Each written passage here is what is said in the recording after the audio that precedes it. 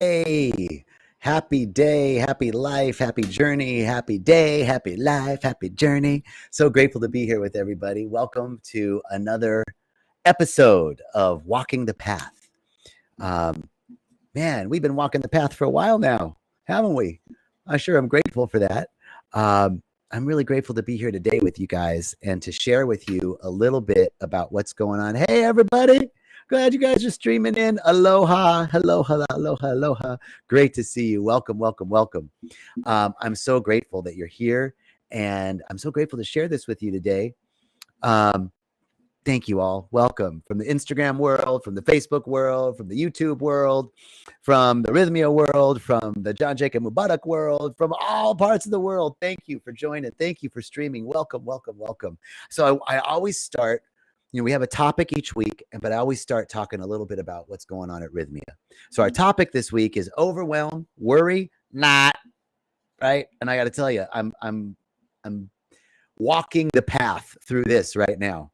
But before I tell you about that, I want to tell you about Rythmia this week. I've been had the great pleasure of getting to teach this week at Rythmia, basically a lot of classes this week.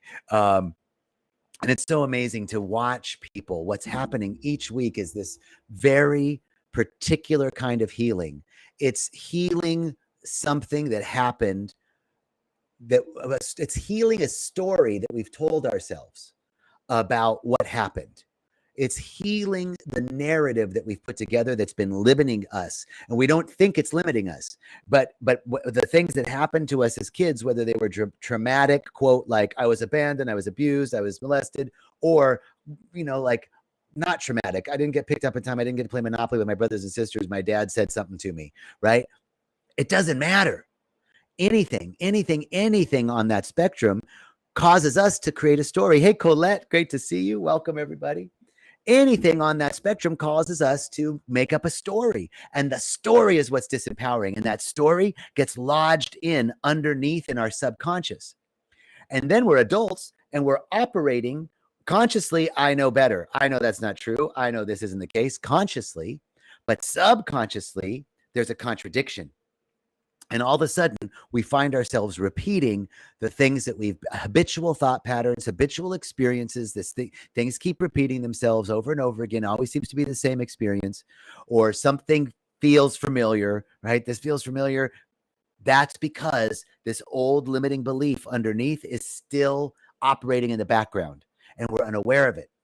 So what happens with plant medicine, what happens with breath work, what happens as we go into deep states of meditation, what happens at Rythmia in a week is that you see that moment.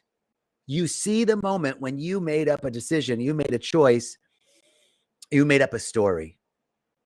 For me, that moment was 5 years old, and I had a glass of orange juice. This is not trauma, man. Brothers and sisters, this isn't trauma according to like post-traumatic stress or anything like that, right? I wasn't running from bombs. I wasn't beat. But it's the story. It's the story that we tell ourselves. So I'm 5 years old.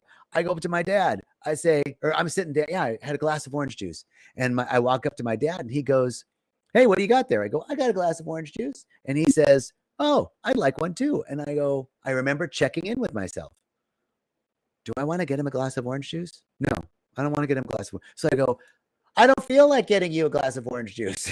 And my dad says, okay, next time you want me to do something for you that I don't want to do, I'm not going to do it. Now, my dad was just trying to teach me that you got to do stuff you don't want to do, right?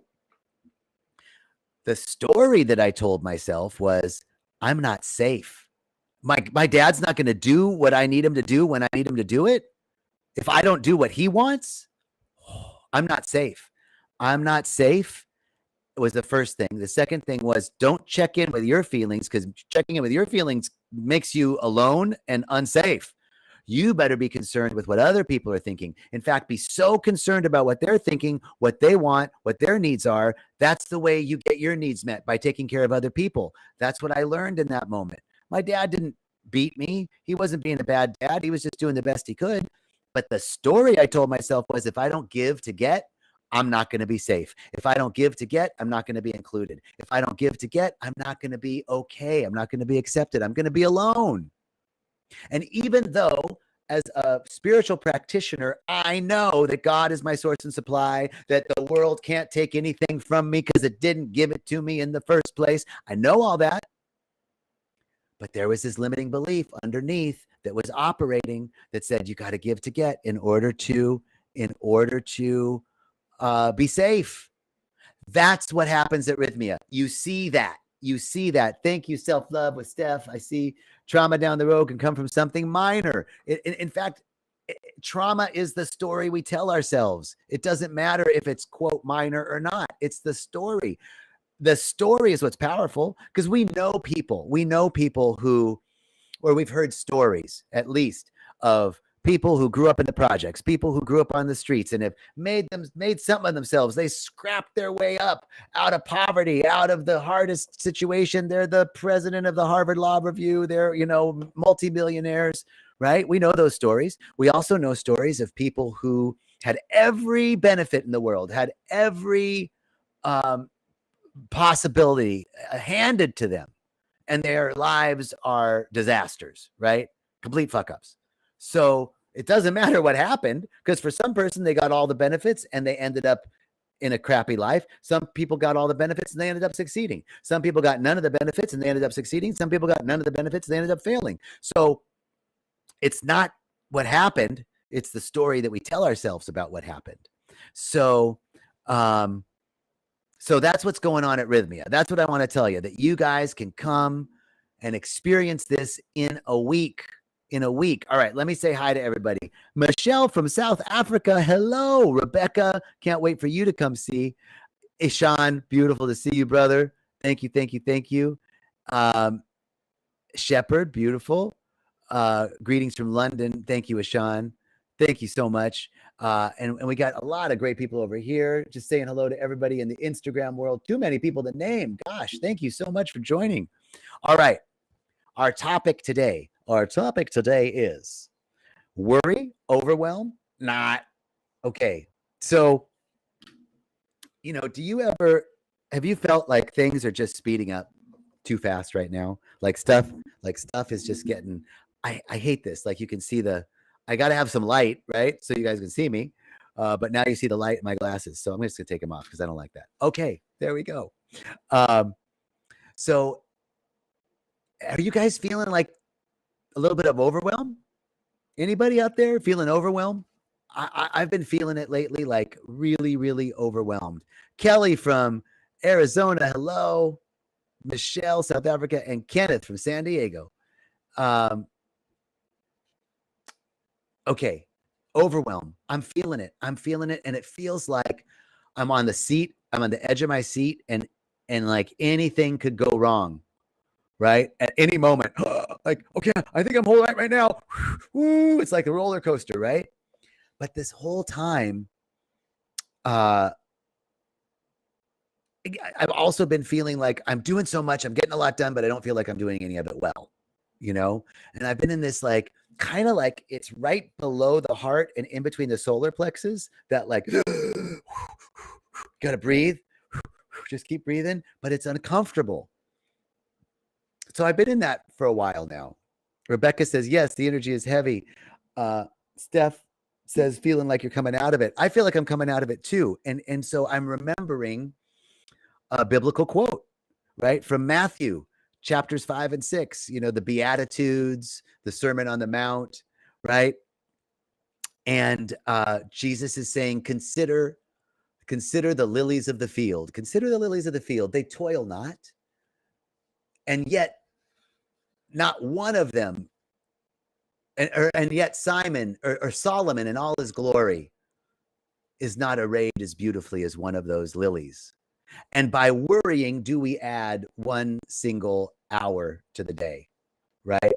Reverend Michael says, worrying is like paying interest on money you haven't even borrowed yet, right? So I started to remember this because it reminds me that worrying, or the emotions that come up around all of this external stimuli rushing through my sensory apparatus, It's trying to tell me something. It's trying to get my attention. It's trying to protect me, right? It's just that worry. Oh God, I'm going to miss something. I'm not doing it well. Oh, too much. I'm overwhelmed. Oh, it's just trying to protect me. What is it trying to protect me from? So what I've started to think of it as is like my own, like God or spirit is my personal assistant, my virtual personal assistant, right? It's like the thing that worries, like, ding, that's just a little reminder, place your awareness here. Ding, better place some attention over here and take care of that and move on, right? Rebecca says, meditation is my safe place.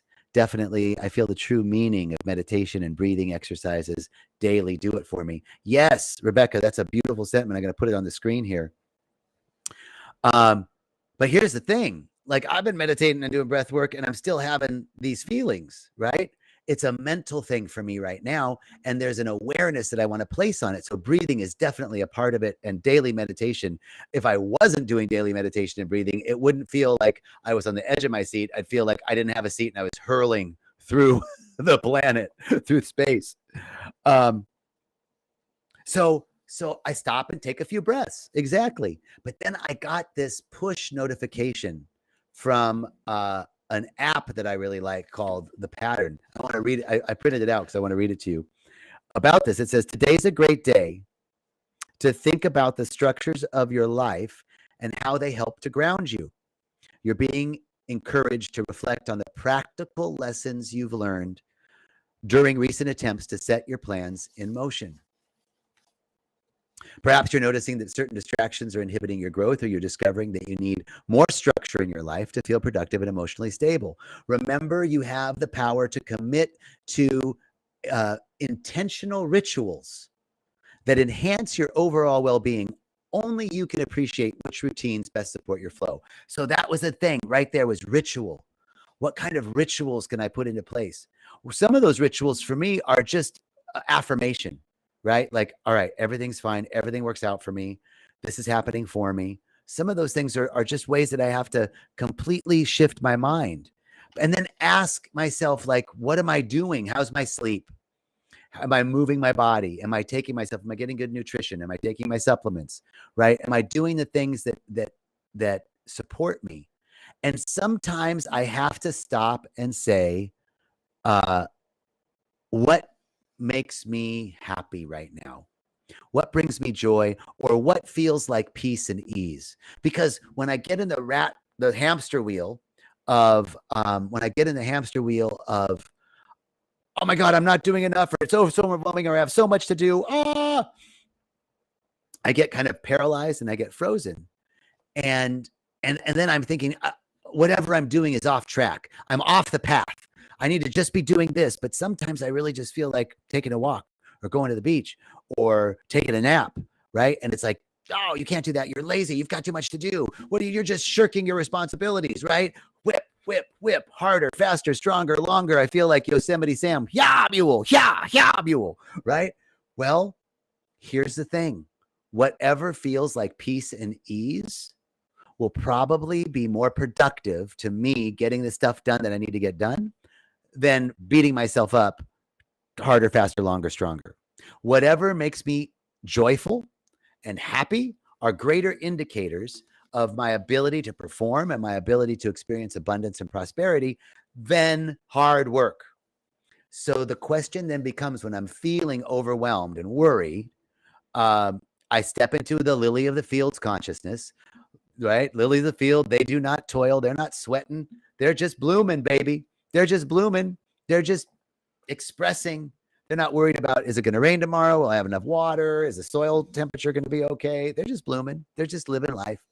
And by worrying about any of that, I'm not going to add any hours to the day, or any money to my wallet, or any time to the clock, right? So first I establish lilies of the field consciousness. Then I check in on my needs. How am I doing? Am I drinking enough? Am I hydrated? Am I getting enough sleep? Have I been good to myself? Right? Am I eating whole foods? Do I need to do 5 minutes of breath work, a 5-minute meditation? What do I need to do just to get centered? Checking in. Thirdly is seeing what I need right now, which could be seemingly off track. Could be seemingly off track, right? Like taking a nap might not seem like the thing to do when I have a deadline to get something done.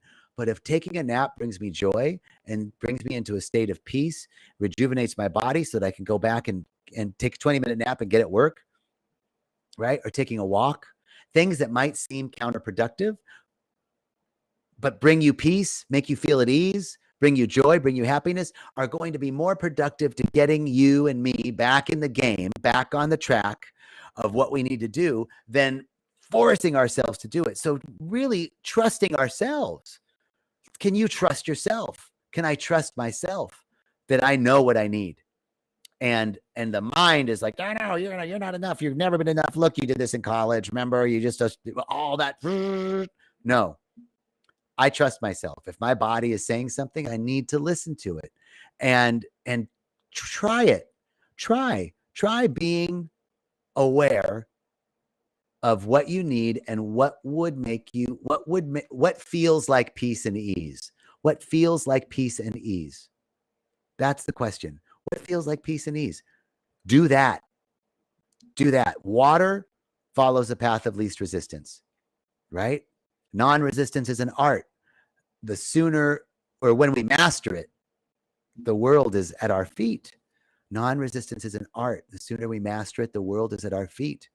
So those are the 3 steps for overwhelm and moving out of overwhelm and worry, right? First step is lilies of the field consciousness. Second step is making sure I'm doing some things for myself: hydration, water, exercise, nutrition. Third thing is what feels like peace and ease. What will bring me joy? What makes me happy right now? Because all the reason why we're not doing whatever we're doing is because we're in resistance. And the more we push, the more there's resistance. But if I can move into a state of peace, if I can move into a state of joy, it'll be a lot easier to get done what I want to get done. So it's actually more productive to do the thing that looks like it's not the thing that I need to do, so that I can get back to the thing that I need to do by doing the thing that I'm not supposed to do. All right. So great to be with you all today. Thank you all so much. Instagram world, thank you so much for joining us. Facebook world, thank you. YouTube world, thank you. Rythmia world, thank you. John Jacob Mubarak world, thank you. Thank you. Thank you. Thank you. Thank you. Thank you. Thank you, Jerry. Thank you, Rythmia. Thank you, Reverend Michael. Thank you, all my teachers. Let's just think of all the teachers we've had. All the teachers. Was there like a favorite teacher from grade school? Mine was Mrs. Manatee. I just loved Mrs. Manatee. I don't know why. I think it's because I liked her name. She was this little short, small thing, but her name was Manatee. I know. She was not a sea cow. So just think of all your teachers, all those special people that took a moment to teach you something, to teach me something. So grateful for all of our teachers and all the teachings that lead us from darkness into light. Just taking a moment now as we close out this talk and bringing into our awareness that right now, no matter what we're going through, right this second, all of our needs are met. Right this second. Let's anchor into all needs met consciousness right now.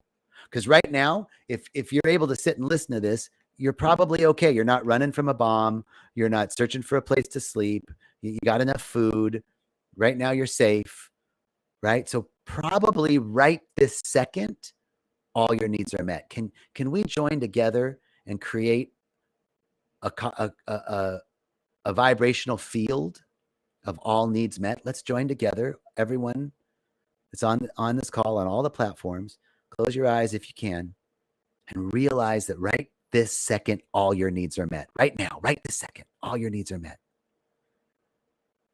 Take a breath.